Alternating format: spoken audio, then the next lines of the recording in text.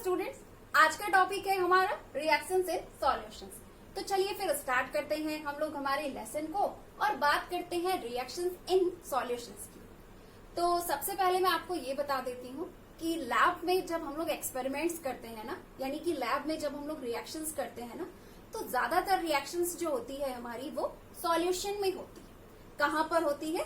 Solution में होती है। तो इसलिए हमारे लिए ये जरूरी हो जाता है कि हम ये समझें कि सॉल्यूशन क्या होता है, सॉल्यूशन का कॉन्सेंट्रेशन क्या होता है, सॉल्यूशन के कॉन्सेंट्रेशन को कैलकुलेट करने के मेथड्स क्या होते हैं और उनसे रिलेटेड न्यूमेरिकल्स को कैसे सॉल्व किया जाता है ना।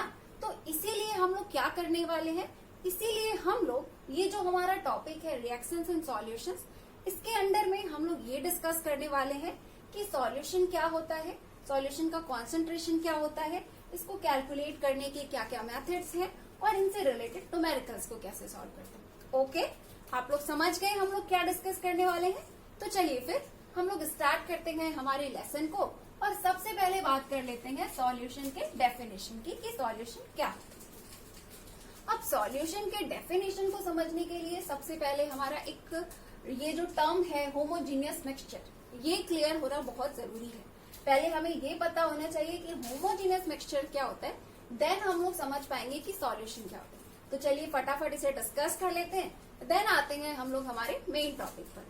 तो होमोजीनियस मिक्सचर के अगर हम लोग डेफिनेशन की बात करें तो मैं आपको बता दूं कि कोई ऐसा मिक्सचर जिसमें कि through out the mixture composition जो होता है यूनिफॉर्म होता है, उस तरह के मिक्सचर्स को हम लोग होमोजीनियस मिक्सचर कहते हैं। इस बात को मैं आपको एक एग्जांपल के थ्रू बताती हूँ, समझिएगा। मान लीजिए आपने क्या किया, आपने 1 ग्लास वाटर ले लिया। ओके, आपने 1 ग्लास वाटर लिया, फिर आपने क्या किया, उसमें 1 टीस्पून सॉल्ट ऐड किया। सॉल्ट को पूरा चला चला के आपने क्या किया, उसमें डिसॉल्व कर दिया। ठीक है, तो जब आपने क्या किया, वाटर में सॉल्ट को डिसॉल्व किया, तो जब डिसॉल्व कर लिया तो आपको जो फाइनल मिला वो क्या मिला, वो मिक्सचर मिला। किसका मिक्सचर मिला? वाटर प्लस सॉल्ट का मिक्सचर मिला। ओके, अब ये जो आपको मिक्सचर मिला है, अब इस मिक्सचर को अगर आप लोग ध्यान से देखें, अगर इस मिक्सचर को आप लोग ध्यान से देखें तो ये मिक्सचर आपको क्या है, पूरा का पूरा मिक्सचर जो है, पूरा का पूरा जो मिक्सचर है वो आपको कैसा दिखाई पड़ेगा? सेम दिखाई पड़ेगा, यूनिफॉर्म दिखाई पड़ेगा। उसका कंपोजिशन पूरा का पूरा सेम दिखाई पड़ेगा, है ना। ऐसा नहीं है कि आपको मिक्सचर के किसी पार्ट में सॉल्ट ज्यादा दिखेगा या फिर मिक्सचर के किसी पार्ट में वाटर ज्यादा दिखेगा, ऐसा नहीं है। पूरा का पूरा मिक्सचर कैसा होता है? यूनिफॉर्म दिखाई पड़ता है, सेम दिखाई पड़ता है। तो जो इस तरह के मिक्सचर्स होते हैं ना, उन्हें ही हम लोग बोलते हैं होमोजीनियस मिक्सचर। होमोजीनियस मिक्सचर का आप सेकेंड एग्जाम्पल ले सकते हैं वाटर प्लस शुगर के मिक्सचर को, है ना। जब आप लोग शुगर को कम्प्लीटली वाटर में डिसॉल्व कर देते हैं तो डिसॉल्व करने के बाद जो आपको मिक्सचर मिलता है वाटर प्लस शुगर का, वो भी कैसा होता है? यूनिफॉर्म होता है ना। हम सब हमारे घरों में शरबत पीते हैं, अगर हम उससे देखें तो क्या होता है, पूरा का पूरा शरबत एक ही जैसा तो दिखता है ना। ऐसा नहीं है ना कि हमें शुगर कहीं पर ज्यादा दिख रहा है या वाटर कहीं पर ज्यादा दिख रहा है, नहीं। क्या होता है? यूनिफॉर्म होता है। तो जितने भी आपके इस तरह के मिक्सचर्स होते हैं वो आपके क्या होते हैं? Homogeneous mixture. सिंपल सी बात है, समझ में आ गई होगी। चलिए अब आ जाते हैं हम लोग हमारे सॉल्यूशन के डेफिनेशन। तो सॉल्यूशन को भी समझ लेते हैं, सॉल्यूशन क्या होता है। तो समझिएगा, 2 are more than 2 components, 2 are more than 2 components का जो होमोजीनियस मिक्सचर होता है उसे ही हम लोग क्या बोलते हैं? सॉल्यूशन बोलते हैं। ठीक है, आपने क्या किया, मान लीजिए आपने एक ग्लास ही ले लिया या एक कंटेनर ले लिया, उसमें 2 या फिर 3 चीजें या फिर 4 चीजें आपने मिला दी। फिर मिलाने के बाद जो आपको फाइनल मिक्सचर मिला, वो फाइनल मिक्सचर कैसा था? होमोजीनियस था। उसका कंप्लीट कंपोजिशन कैसा था? यूनिफॉर्म था। तो उसे आपने क्या कह दिया? सॉल्यूशन कह दिया। ठीक है, अब कंपोनेंट्स 2 भी हो सकते हैं, मोर देन 2 कंपोनेंट्स भी हो सकते हैं। फॉर एग्जाम्पल, जैसे अगर हम लोग सॉल्ट सॉल्यूशन की बात करें, सॉल्ट सॉल्यूशन मतलब वाटर प्लस सॉल्ट के मिक्सचर की बात करें, तो वहां पर क्या है? 2 ही कंपोनेंट है, 2 ही चीजें हैं, एक सॉल्ट है, दूसरा वाटर है। अगर हम लोग शुगर सॉल्यूशन की बात करें, शुगर सॉल्यूशन का मतलब शुगर प्लस वाटर के मिक्सचर की बात करें, तो वहां पर क्या है? वहां पर 2 ही चीजें हैं, बस हमारा शुगर है एंड वाटर है, 2 ही चीजें हैं। ठीक है, तो उसमें सिर्फ 2 ही कंपोनेंट है। लेकिन अगर हम लोग कॉफी की बात कर लें, कॉफी की, तो वहां पे क्या होता है, मोर देन 2 कंपोनेंट्स होता है ना। उसमें थोड़ा सा वाटर भी होता है, मिल्क भी होता है, कॉफी भी होती है और शुगर भी होती है।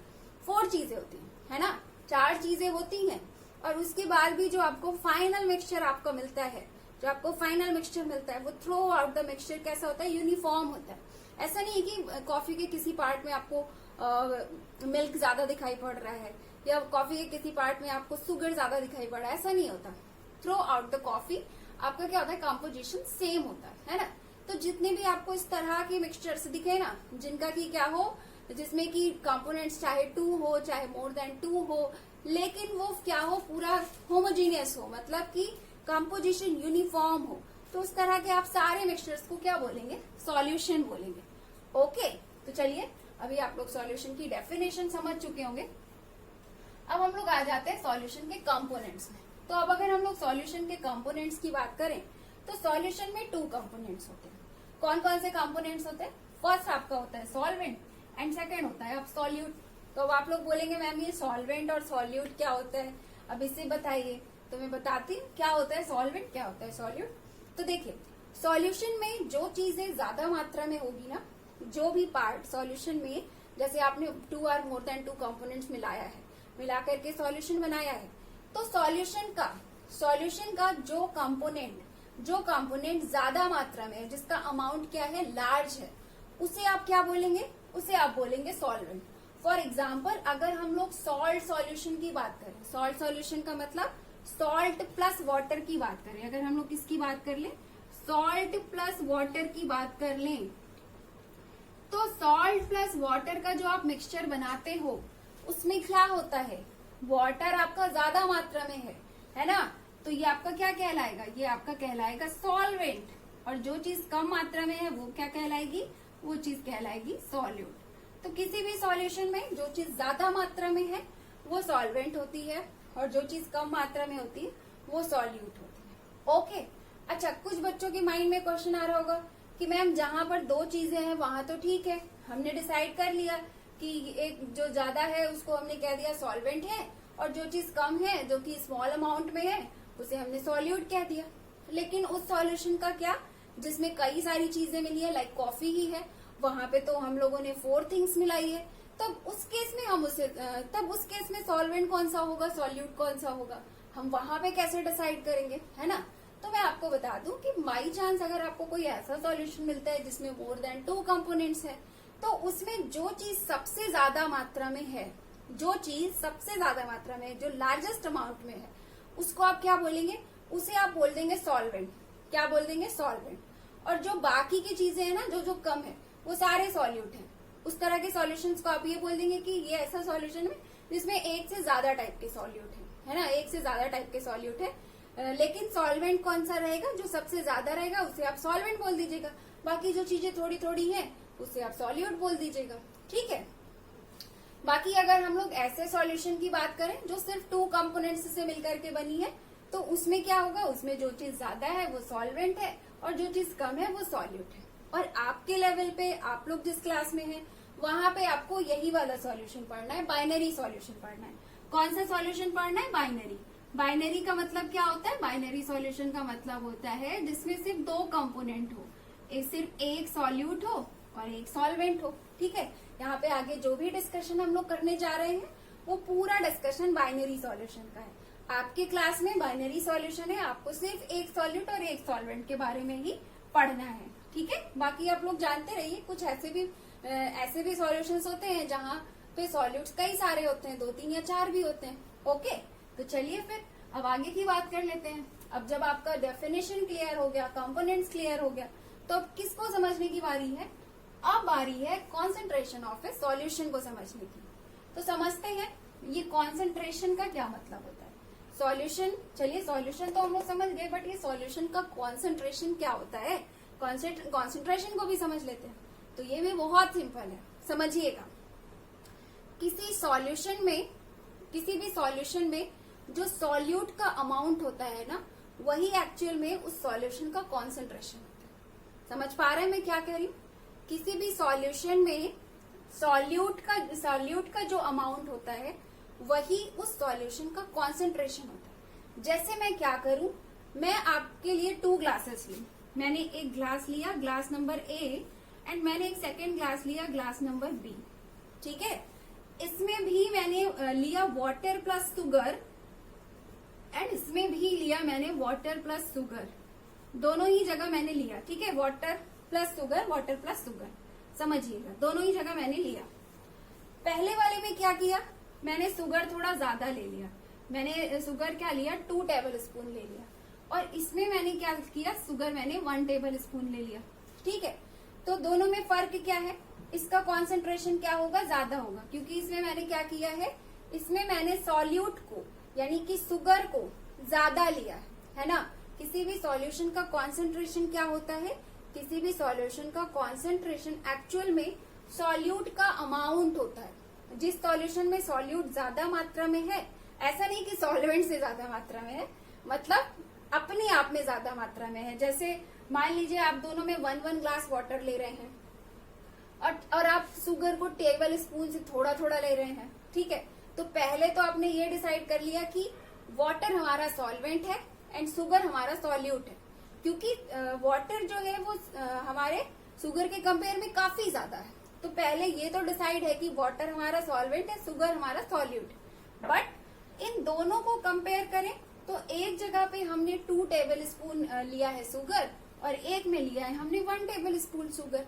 तो जो कॉन्सेंट्रेशन टर्म होता है ना, कॉन्सेंट्रेशन का मतलब होता है आपके सॉल्यूशन में सॉल्यूट कितने अमाउंट में है। जिस सॉल्यूशन में सॉल्यूट ज्यादा होगा उसे आप बोलोगे कि इसका कॉन्सेंट्रेशन ज्यादा है, और जिसमें आपके क्या होंगे, सॉल्यूट कम मात्रा में होगा, उसे आप बोलेंगे इसका कॉन्सेंट्रेशन कम है। अच्छा, मैं इसे आपको जनरल लाइफ के एग्जाम्पल से बताती हूँ और अच्छे से समझ। जैसे मान लीजिए कि आपको मैंने क्या किया, 2 कप टी दे दी, ठीक है। एक है आपका कप नंबर ए और आपका कप नंबर बी। तो जो पहली वाली चाय थी ना, कप नंबर ए, वो फीकी थी, उसमें चीनी कम था, ठीक है। और जो आपकी दूसरी वाली कप थी ना, कप नंबर बी, उसे आपने ट्राई किया तो वो आपकी ज्यादा मीठी थी, ठीक है। तो आप क्या बोलोगे, आप यही बोलोगे ना कि ये जो हमारी कप नंबर बी है, ये ज्यादा कॉन्सेंट्रेटेड है, इसमें चीनी का कॉन्सेंट्रेशन ज्यादा है, और ये जो हमारी कप नंबर ए है इसमें चीनी का कॉन्सेंट्रेशन कम है, ठीक है। उसमें शुगर कम पड़ी, उसमें शुगर का कॉन्सेंट्रेशन कम है। तो कॉन्सेंट्रेशन टर्म कोई बड़ी चीज नहीं है। कॉन्सेंट्रेशन का मतलब सिर्फ इतना होता है कि आपके ओवरऑल सॉल्यूशन में सॉल्यूट कितना प्रेजेंट है, ठीक है। सॉल्यूट के अमाउंट को बताना ही एक्चुअल में कॉन्सेंट्रेशन है। जहां पे सॉल्यूट थोड़ा ज्यादा हो वो क्या है, कॉन्सेंट्रेटेड सॉल्यूशन है। जहां पे सॉल्यूट थोड़ा कम हो वो आपका क्या है, डाइल्यूट सॉल्यूशन है। डाइल्यूट सॉल्यूशन, कॉन्सेंट्रेटेड सॉल्यूशन, ये शायद डाइल्यूट और कॉन्सेंट्रेटेड टर्म आप लोगों ने सुना होगा। तो कॉन्सेंट्रेशन का मतलब होता है सॉल्यूट के अमाउंट को डिटरमाइन करना, सॉल्यूट के अमाउंट को कैलकुलेट करना, सॉल्यूट के अमाउंट को रिप्रेजेंट करना, शो करना, वही क्या है, आपका कॉन्सेंट्रेशन है। चलिए, काफी ज्यादा एक्सप्लेन कर दिया मैंने कॉन्सेंट्रेशन टर्म को। अब सब बच्चों को समझ में आ गया होगा, अच्छे से समझ में आ गया होगा। अब हम लोग आगे बढ़ जाते हैं। चलिए, तो अब जब आप ये समझ चुके हैं कि कॉन्सेंट्रेशन क्या है, तो अब बारी क्या समझने की है, अब बारी है समझने की कि कॉन्सेंट्रेशन को निकालने के मेथड क्या क्या होते हैं। कॉन्सेंट्रेशन अगर हमें कैलकुलेट करना पड़ जाए, लैब में हमारे सामने दो केमिकल रखे हो और हमसे पूछा जाए चलिए बताइए कौन सा वाला केमिकल कॉन्सेंट्रेटेड है, कौन सा वाला केमिकल डाइल्यूट है, कैलकुलेट करके बताइए, तो उसकी क्या मेथड्स हैं, है ना।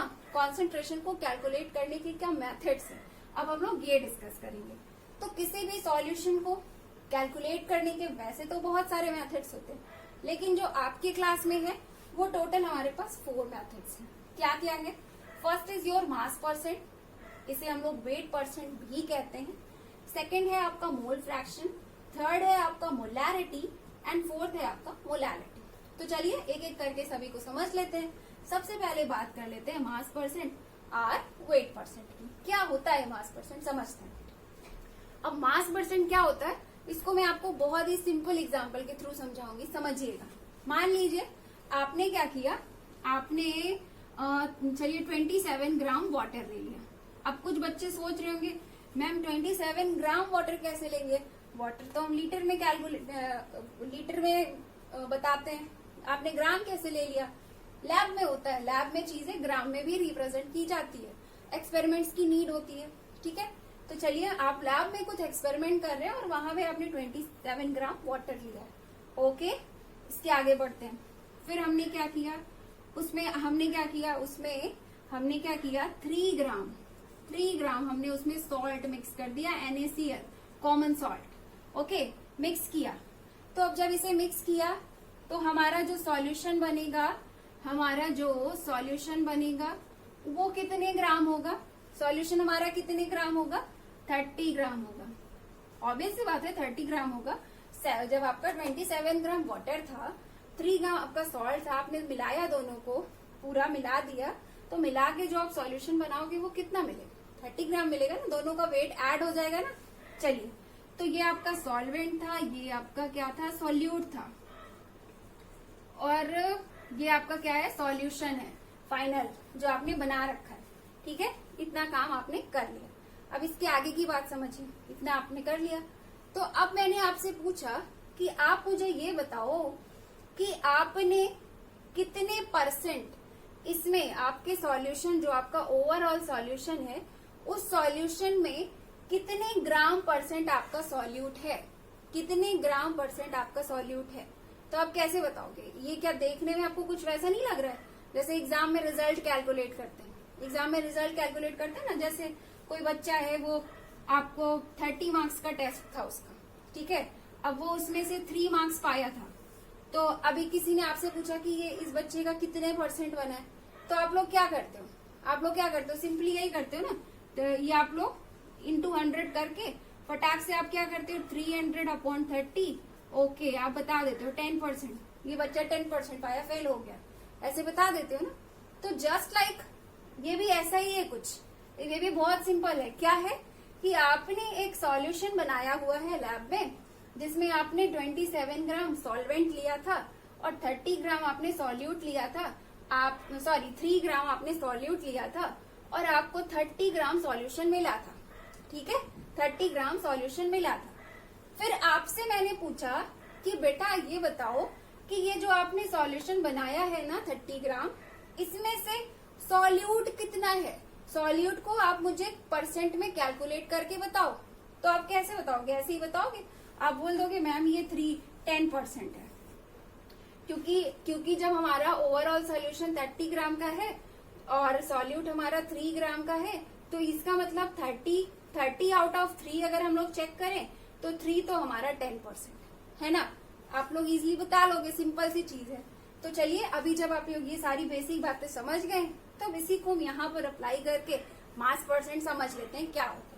मास परसेंट एक्चुअल में क्या होता है कि किसी सॉल्यूशन का, किसी सॉल्यूशन में जो सॉल्यूशन को आप ग्राम में एक्सप्रेस करिए, सॉल्यूशन जो है, सॉल्यूशन कितने ग्राम का है, ओवरऑल सॉल्यूशन कितने ग्राम का है, उसमें से ये बताना कि सॉल्यूट कितने परसेंट है, सॉल्यूट कितने ग्राम का है। ओवरऑल सॉल्यूशन का जो ग्राम है, जो वेट है, उसमें से सॉल्यूट का वेट कितने परसेंट है, सॉल्यूट का कितने परसेंट मास है, यही बताना क्या कहलाता है, मास परसेंट। नेम से भी क्लियर हो रहा होगा, मास परसेंट। मास परसेंट का मतलब कि कॉन्सेंट्रेशन को मास परसेंटेज में बताना, है ना। हम लोग क्या पढ़ रहे हैं, कॉन्सेंट्रेशन पढ़ रहे हैं, तो मास परसेंट का क्या मतलब है, मास परसेंट का मतलब है कॉन्सेंट्रेशन को मास परसेंट में बताना। और कॉन्सेंट्रेशन का क्या मतलब होता है, अमाउंट ऑफ सॉल्यूट ही तो होता है, तो वही चीज हो गई ना, सॉल्यूट के अमाउंट को ग्राम परसेंट में बताना ही क्या कहलाता है, मास परसेंट कहलाता है, ठीक है। सॉल्यूट के अमाउंट को ग्राम परसेंट में बता देना कि ओवरऑल सॉल्यूशन के कितने ग्राम परसेंट हिस्सा सॉल्यूट का है, ये क्या कहलाता है, मास परसेंट कहलाता है। अब इसको कैलकुलेट करने के लिए हमारे पास फॉर्मूला भी होता है, ठीक है। डेफिनेशन मैंने यहाँ मेंशन कर ही दिया है, जो मैंने आपको समझाया। अब इसको कैलकुलेट करने का हमारे पास फॉर्मूला भी होता है, तो चलिए फॉर्मूला देखते हैं और फिर इससे बेस्ड न्यूमेरिकल देखते हैं कैसे सॉल्व किया जाता है, ठीक है। तो चलिए आ जाते हैं फटाफट, देखते हैं क्या है। फॉर्मूला हमारा होता है mass percent is equal to होता है मास ऑफ सॉल्यूट, सॉल्यूट का कितना मास है, कितने ग्राम सॉल्यूट है, upon mass of solution, solution कितने ग्राम का है इंटू 100। ओके, ये हमारा फॉर्मूला है। और भी चीजें हैं वो क्वेश्चन के थ्रू हम लोग समझेंगे। तो क्वेश्चन हमारा क्या है, क्वेश्चन हमारा है कि ये solution is prepared by adding 2 gram of a substance A. एक सब्सटेंस ए है जिसका हमने 2 ग्राम लिया हुआ है। ओके, फिर उसके बाद हम लोगों ने क्या किया, 218 ग्राम ऑफ वाटर, एंड हम लोगों ने क्या लिया है, वाटर लिया है। वाटर का हमने 18 ग्राम लिया है, 18 ग्राम वाटर ले लिया, 2 ग्राम कोई ए सब्सटेंस ले लिया। ठीक है, दोनों को ले करके मिला करके सॉल्यूशन बना दिया। इतना कर लिया according to question. Then what, क्या पूछ रहा है इसमें, calculate the mass percent of solute. तो सॉल्यूट का मास परसेंट बताइए, इसमें से सॉल्यूट का मास परसेंट बताइए। क्या पूछ रहा है, mass percent of solute, mass percent of solute पूछ रहा है। तो पहले तो हमें ये डिसाइड करना पड़ेगा ना, इन दोनों में सॉल्यूट कौन है। हमने सॉल्यूशन बनाया है दोनों को मिला करके, तो सॉल्यूट कौन सा है पहले तो हम ये डिसाइड करेंगे, तब ना कैलकुलेशन करेंगे। तो चलिए डिसाइड करते हैं, कैसे डिसाइड करेंगे। ये कम है, 2 ग्राम है, ये क्या है 18 ग्राम है, ज्यादा है, तो ये क्या होगा, सॉल्वेंट होगा। जो चीज ज्यादा होती है वो सॉल्वेंट होती है, और सॉल्यूशन में जो चीज कम मात्रा में होती है वो क्या होती है, सॉल्यूट होती है। तो हमने ये तो डिसाइड कर लिया। अब क्या करना है, अब कैलकुलेशन करना है, डायरेक्ट फॉर्मूला में वैल्यू पुट करनी है एंड कैलकुलेशन कर लेना है। तो पहले आप लोग इसे अपनी कॉपी में मेंशन करिए, आप लोग फेयरली मेंशन कीजिएगा, मैंने काफी रफ तरीके से लिखा है, पहले आप लोग इसको मेंशन कर लीजिए। ठीक है, वीडियो को पॉज करके मेंशन करिए। हो गया, आगे बताते हैं, आगे चलिए सॉल्व करते हैं। फॉर्मूला हमारा क्या है, फॉर्मूला है हमारा mass percent. Okay, mass percent is equal to what, mass of solute. तो सॉल्यूट का मास कितना था, 2 ग्राम था। आप लोगों के पास लिखा है ना, मैंने तो यहाँ से रब कर दिया, बट आप लोगों ने लिख लिया है, देख लीजिए उसे क्या था आपका सब्सटेंस ए का वेट 2 ग्राम। चलिए सॉल्यूशन का वेट लिखते हैं। अब समझिएगा, 18 ग्राम जो लिखा था वो क्या था, सॉल्वेंट का वेट था, और 2 ग्राम क्या था, सॉल्यूट का वेट था। लेकिन आपको फॉर्मूले में यहाँ नीचे क्या लिखना है, सॉल्यूशन का वेट लिखना है या सॉल्यूशन का मास लिखना है। तो कैसे लिखेंगे, सॉल्यूशन का मास कैसे निकलता है, सॉल्यूशन का मास निकलता है mass of solution is equal to mass of solute plus mass of solvent. Okay, तो मैं इधर साइड में लिख देती हूँ, मास ऑफ सॉल्यूशन क्या हो जाएगा, mass of solution is equal to what, वही सॉल्यूट प्लस सॉल्वेंट का ऐड करेंगे। सॉल्यूट 2 ग्राम था, सॉल्वेंट 18 ग्राम था, दिस मीन्स कि ओवरऑल 20 ग्राम मिला है हमें। तो हम यहाँ पे रख दें 20 ग्राम, रख दिया हमने। और क्या है फॉर्मूला में, इंटू 100।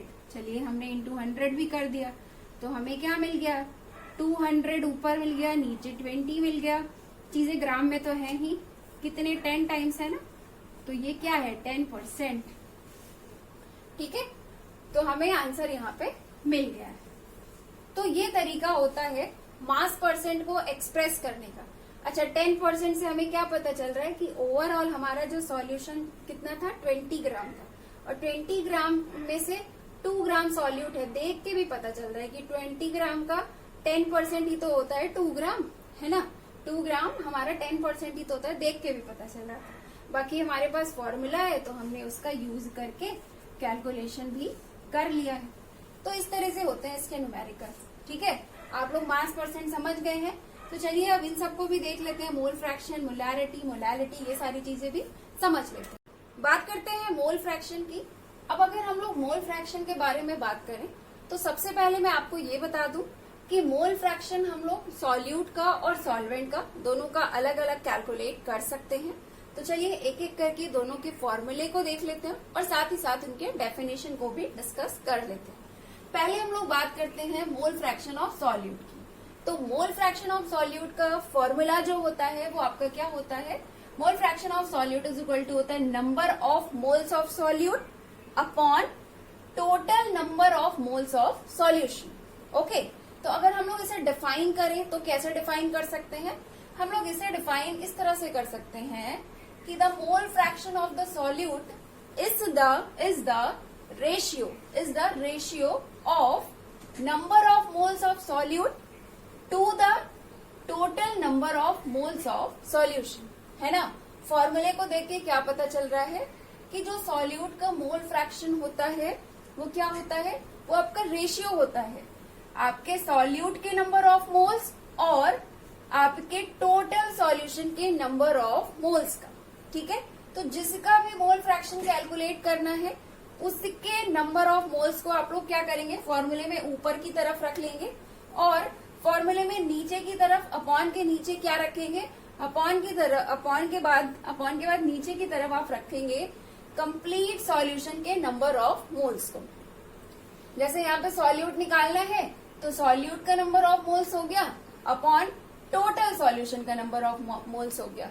ये Na प्लस Nb का मतलब है, Na का मतलब है आपका number of moles of solute plus number of moles of solvent. तो जब आप सॉल्यूट के नंबर ऑफ मोल्स और सॉल्यूशन के नंबर ऑफ मोल्स दोनों का सम कर देंगे तो क्या निकल आएगा आपके सॉल्यूशन के नंबर ऑफ मोल्स, है ना। तो चलिए ये आपका क्लियर हुआ। चलिए अब आते हैं हम लोग सॉल्वेंट के मोल फ्रैक्शन पर। सॉल्वेंट के मोल फ्रैक्शन को कैसे कैलकुलेट करेंगे, सिंपल है। पहले हम लोग क्या करेंगे, ऊपर की तरफ रखेंगे हमारे सॉल्वेंट के नंबर ऑफ मोल्स को, है ना, number of moles of solvent. पहले सॉल्वेंट के नंबर ऑफ मोल्स को ऊपर की तरफ रख देंगे और अपॉन क्या करेंगे, टोटल सॉल्यूशन का नंबर ऑफ मोल्स रख देंगे। और टोटल सॉल्यूशन का नंबर ऑफ मोल्स कैसे निकलता है, सॉल्यूट के नंबर ऑफ मोल्स में सॉल्वेंट के नंबर ऑफ मोल्स का सम कर लेंगे, दोनों का सम कर लेंगे तो क्या होगा, सॉल्यूशन का नंबर ऑफ मोल्स निकल आएगा। ठीक है, अब अगर इसे हम लोग डिफाइन करें तो कैसे डिफाइन कर सकते हैं, हम इस तरह से डिफाइन कर सकते हैं कि mole fraction of the solvent is the ratio of number of moles of solvent to the total number of moles of solution. Simple है ना।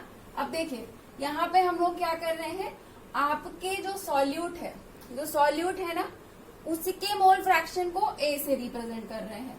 ठीक है, काई ए से, और उसके नंबर ऑफ मोल्स को किससे रिप्रेजेंट कर रहे हैं, Na से।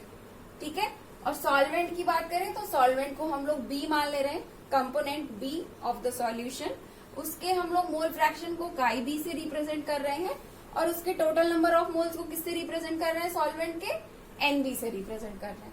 ठीक है, तो ये चीजें मैंने आपको Na और Nb के बारे में यहाँ पर लिख भी दिया है। ओके, तो ये तो सिंपल से फॉर्मूला एंड डेफिनेशन की बात हो गई। अब मैं आपको मोल फ्रैक्शन से रिलेटेड एक इन्फॉर्मेशन और भी बता देती हूँ। वो क्या है, वो ये है कि जो आपका सॉल्यूट का मोल फ्रैक्शन प्लस सॉल्वेंट का मोल फ्रैक्शन होता है ये आपका ऑलवेज इक्वल होता है किसके, 1 के।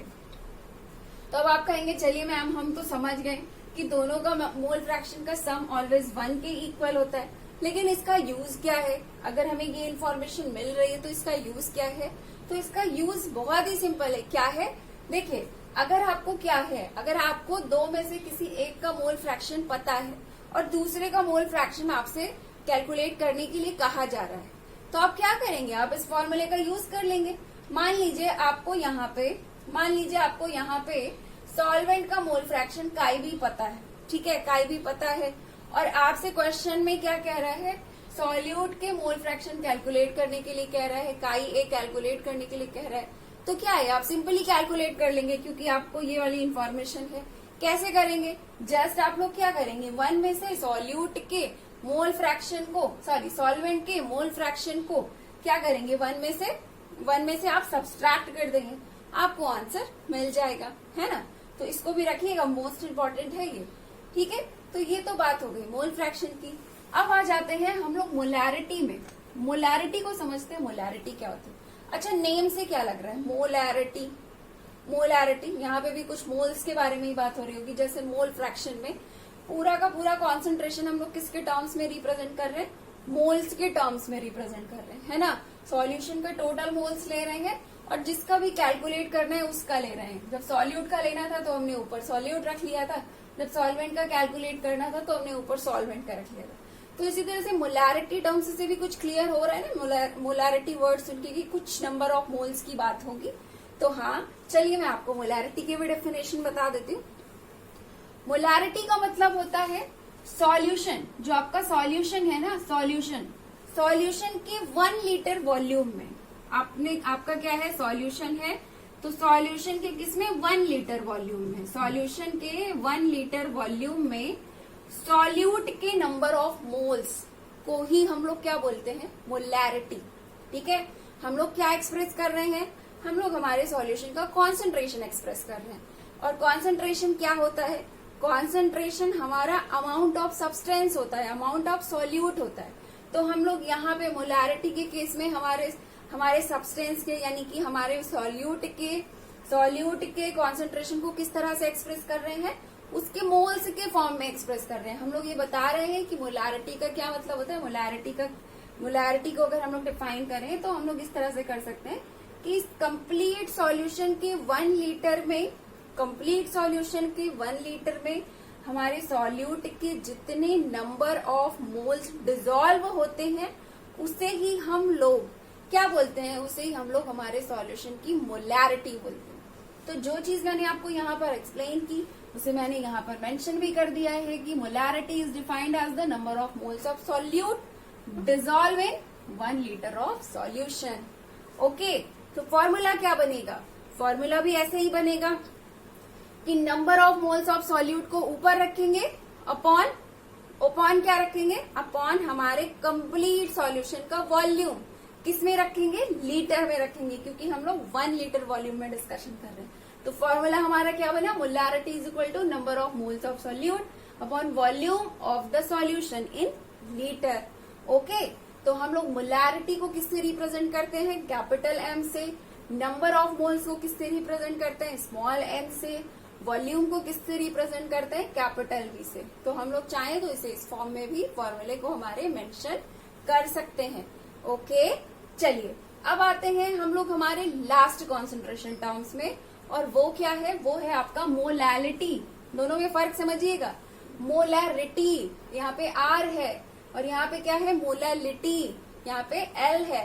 दोनों में फर्क को समझिएगा, कई बार एग्जाम में भी बच्चे गलती करते हैं। ठीक है, आर को एल पढ़ लेते हैं, एल को आर पढ़ लेते हैं, तो इस दोनों के फर्क को समझिएगा, दोनों अलग अलग चीजें हैं। ओके, तो क्या होता है मोलैलिटी, चलिए ये भी समझ लेते हैं। ठीक है, मोलैलिटी भी एक्सप्लेन कर देती हूँ।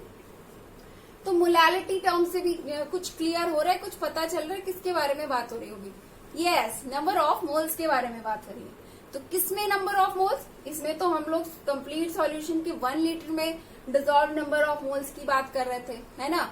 अब इसमें किसमें बात करेंगे, इसमें समझिएगा ये बिल्कुल डिफरेंट है, अलग है।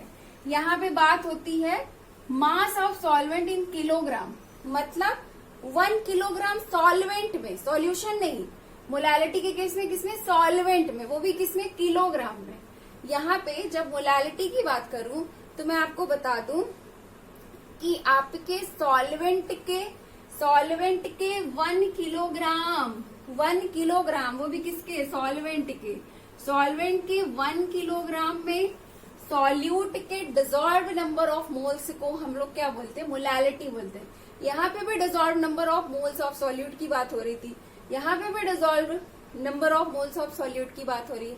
बस फर्क कितना है, फर्क ये है कि यहाँ पे हम लोग सॉल्यूशन के 1 लीटर वॉल्यूम में बात कर रहे थे, लेकिन यहाँ पे क्या है, यहाँ पे हम लोग सॉल्वेंट के 1 किलोग्राम मास के बारे में बात कर रहे हैं कि हमारे जो सॉल्वेंट है, सॉल्वेंट के 1 किलोग्राम मास में सॉल्यूट के जितने नंबर ऑफ मोल्स डिसॉल्व होंगे वही हमारा क्या होगा, वही हमारी क्या कहलाएगी, सॉल्यूशन की मोलैलिटी। ओके, तो जो भी मैंने यहाँ पर एक्सप्लेन किया सारी चीजें यहाँ पर मेंशन भी कर दी है। फॉर्मूला देखिए क्या बनेगा, molality is equal to number of moles of solute upon mass of solvent in KG. तो मोलैलिटी को हम लोग स्मॉल एम से रिप्रेजेंट करते हैं, मोलैलिटी को किससे करते हैं, कैपिटल एम से करते हैं। Number of moles you know very well small n से रिप्रेजेंट करते हैं, एंड मास ऑफ सॉल्वेंट को हम लोग कैपिटल डब्ल्यू से रिप्रेजेंट करते हैं। तो किसको किससे रिप्रेजेंट करते हैं ये भी पता होना चाहिए, कैलकुलेशन करते वक्त, न्यूमेरिकल्स करते वक्त इजी हो जाता है। चलिए क्वेश्चन देख लेते हैं। क्वेश्चन क्या है हमारा, क्वेश्चन है हमारा कि calculate the molarity of NaOH। क्या पूछ रहा है, मोलैरिटी, रिटी आर वाला, ये वाला क्या पूछ रहे हैं, मोलैरिटी यानी कि कैपिटल एम, हमने लिख दिया कैपिटल एम, कैलकुलेट करना। Calculate the molarity of NaOH in the solution prepared by dissolving its 4 gram, small w is equal to 4 gram of what, NaOH, यहाँ पे कह रहे हैं कि मोलैरिटी कैलकुलेट करने, पहले मैं पूरा क्वेश्चन पढ़ती हूँ देन एक्सप्लेन करती हूँ क्या पूछ रहा है आपसे। Prepared by dissolving its 4 gram in enough water to form 250 ml of solution, and water का क्या बता रहा है, वॉल्यूम बता रहा है 250 ml, किसका बता रहा है, वाटर का बता रहा है।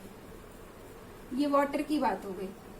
देखिए क्या कह रहा है ये, इन्होंने कहा क्वेश्चन में, इन्होंने कहा कि हमने 250 ml वाटर लिया, फिर उसमें हमने 4 ग्राम NaOH ऐड कर दिया, मतलब उसमें डिसॉल्व कर दिया।